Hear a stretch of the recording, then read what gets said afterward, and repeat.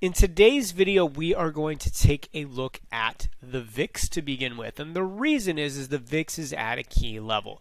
Now, if you're not familiar with what the VIX is known as the fear gauge. And the reason it's known as the fear gauge is the way in which the VIX is calculated.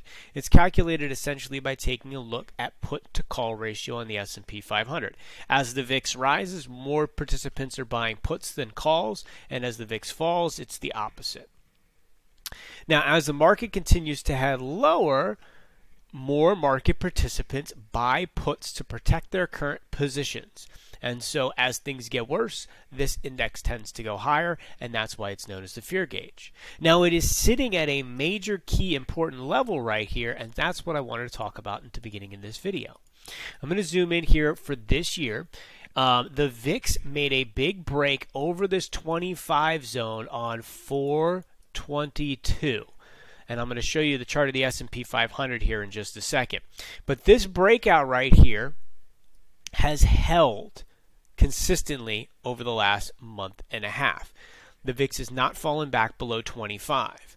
So it's sitting right there on that key level of support, while the market, on the other hand, has continued to go lower during this time. So let's talk about the disparity that we've got here. Now, the S&P 500, here is that 4/22 candle, right? That is the day in which the VIX makes the breakout. And as you can see, the S&P 500 had continued lower and has now made this move back up. The VIX is trading at the same spot that it was back in 4/22. So if you were looking at the S&P and the VIX as being exactly equal, you would expect the S&P 500 to be back up here. Now, that's not exactly how these two things work in tandem with one another. But what this is saying is less market participants are positioned to take advantage of a move lower than they were back here.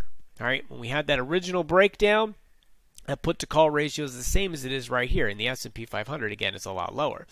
And so why this is really important is if we get that VIX to fall below 25, most likely we're going to see the S&P 500 rise back up. All right, and if the VIX can't break below that 25 and starts to head higher, that could mean we're in the middle of that bear market rally that ultimately gets sold into. And if we look at the way in which the S&P 500 is trading right now, we're right at that key level, right? And remember, support and resistance are not numbers, they're zones. We've talked a lot about this zone here over the last year, but that's right at the area in which we are trading at here on the S&P 500. A failure here and a move higher in the VIX would be exactly what the bulls do not want to see. All right, if the VIX ultimately breaks down from here, that gives us the opportunity to run back up into this FOMC high that we had from a month ago where the selling really accelerated and started from, and that would be a very good back test. When we take a look in at the Nasdaq is a very similar setup. It is still trading below that breakdown spot. This area is really, really important for the bulls to capture again. We've had a really strong rally here over the course of a couple of sessions, but we haven't fixed any of the technical damage in the chart. The last key high is right here at this 330 level on the Nasdaq, and again, that's from that FOMC day where we had the big rally off of the news, and then the next day we sold very sharply off of it. Bulls need to recapture this zone. What happens with the VIX here is really important. And the other thing I wanted to talk about was the advanced decline line on the New York Stock Exchange as a whole. Now, here's the New York Composite Index. So this is all of the stocks. So we're not looking at just tech or the S&P 500. We're looking at all stocks together. It's trading right at that major key zone. Here is the level from the FOMC sell-off. This, as a whole, is much closer to that resistance zone than either of the major indexes that we took a look at.